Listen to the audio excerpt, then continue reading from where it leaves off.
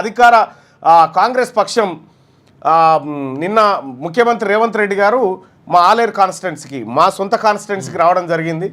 సొంత ఇంటికి ఎవరు వచ్చినా కూడా మనం గౌరవంగా ఆహ్వానించాలి కాబట్టి పోయినాం, ముఖ్యమంత్రి గారిని ఆహ్వానించడం, అభివృద్ధి పనులు ఆ కార్యక్రమాల్లో పాల్గొని రావడం జరిగింది. సో నిన్న ముఖ్యమంత్రి గారు మాట్లాడుతూ మూసీ ప్రక్షాళన చేసి తీరుతామనేటువంటి ఒక మాట చెప్తూనే రెండో మాట కేసీఆర్ అంటే దయ్యాల రాష్ట్ర సమితిగా మారిపోయింది, అది బీఆర్ఎస్ కాదు అది డిఆర్ఎస్ అనేటువంటి మాట చెప్పడం జరిగింది.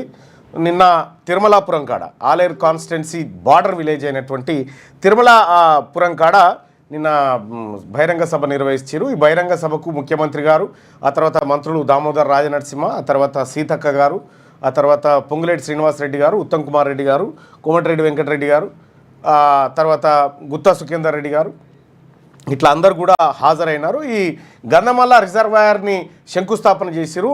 నేను ఒక సంతోషకరమైన విషయం ఏంటంటే, నేను మండలిలో అడుగుపెట్టినప్పుడు మొట్టమొదటగా మాట్లాడింది గంధమల్ల రిజర్వాయర్ గురించే. ఇవాళ అది శంకుస్థాపన జరిగింది. ఆ శంకుస్థాపన జరిగినటువంటి సందర్భంలో ముఖ్యమంత్రి గారికి ధన్యవాదాలు తెలియజేయడం జరిగింది. అలాగే ఇంటిగ్రేటెడ్ స్కూల్స్, ఇంకా కొన్ని అభివృద్ధి కార్యక్రమాలకు ఆలేరులో ఆయన ఒకే దగ్గర నుంచి వాటిని ఆవిష్కరించడం జరిగింది. తరువాత బహిరంగ సభలో మాట్లాడడం జరిగింది. బహిరంగ సభలో మాట్లాడినటువంటి సందర్భంలోనే బీఆర్ఎస్ పైన తీవ్ర విమర్శలు చేసిన ముఖ్యమంత్రి గారు. సో ఒక రకంగా ముఖ్యమంత్రి గారి స్పీచ్ను అబ్జర్వ్ చేస్తే కొద్దిగా ఎన్నికలకు పోతున్న మూడ్లో కనిపిస్తూ ఉంది ఆయన స్పీచ్ని అబ్జర్వ్ చేస్తూ ఉంటే. సో ఏదేమైనప్పటికి కూడా నిన్న బహిరంగ సభ చాలామంది వచ్చారు, చాలామంది ప్రజలు ఆ కార్యక్రమానికి వచ్చేసారు. ఆ కార్యక్రమంలో అయితే కొంతమంది మన వాళ్ళు కూడా అక్కడిక్కడ బస్సులలో ఉన్నటువంటి వాళ్ళతో మాట్లాడితే కొద్దిగా ఏది భోజనం కాడ ఇబ్బంది అయినట్టుగా తెలుస్తూ ఉంది.